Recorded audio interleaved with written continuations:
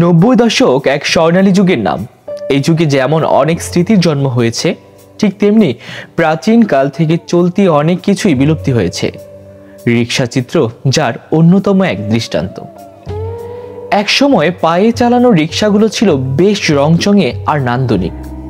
নতুন একটা রিক্সার সাজ সে সময় নববধূর সাজ থেকে কোনো অংশে কম ছিল না।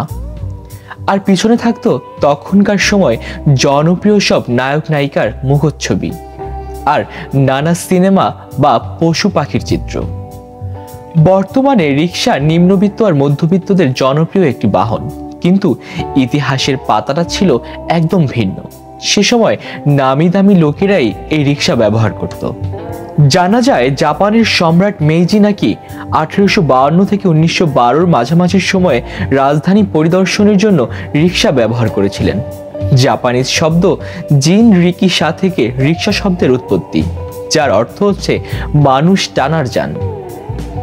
পালকি থেকে রিক্সার মানুষ বহন করা সহজ হয়, খুব দ্রুতই রিক্সার প্রচলন বাড়ে।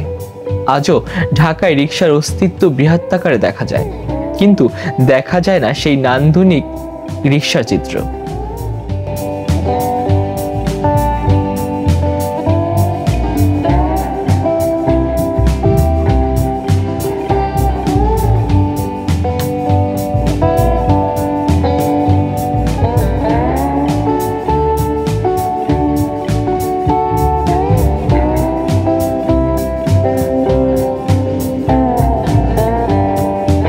মন ভোলানো সেই রং মাখা নানান চিত্র স্মৃতির ক্যানভাসে জমা আজও।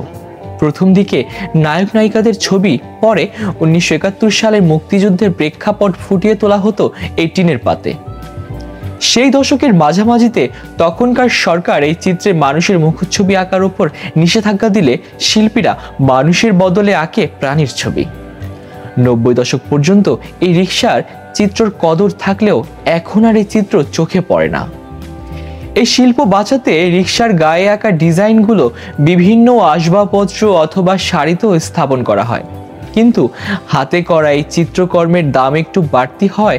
সবাই ডিজিটাল প্রিন্টের জিনিসের প্রতি ঝুঁকে পড়ে, ফলে অনেকে এখন আর রিক্সা চিত্রকে পেশা হিসেবে নিতে চায় না।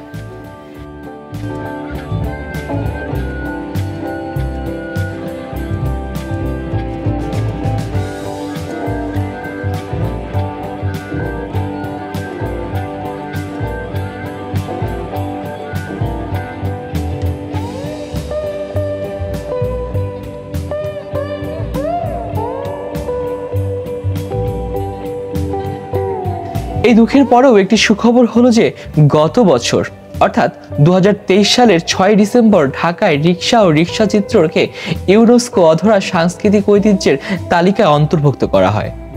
এই স্বীকৃতি রিক্সা চিত্রের শিল্পীদের এবং তাদের কাজের জন্য একটি গুরুত্বপূর্ণ অর্জন। এটি রিক্সা চিত্রকে বিশ্বব্যাপী দর্শকের কাছে নিয়ে আসতে এবং এই ঐতিহ্যকে সংরক্ষণের সহায়তা করবে। সময়কে টেনে আধুনিকতার শিকল পরানোটা হয়তো অন্যায় কিছু নয়, কিন্তু সময়ের ব্যবধানে একটা দেশের সংস্কৃতি আর সংস্কৃতির প্রতি ভালোবাসা যেন হারিয়ে না যায়। ধন্যবাদ ভিন্ন কিছুর সাথে থাকার জন্য।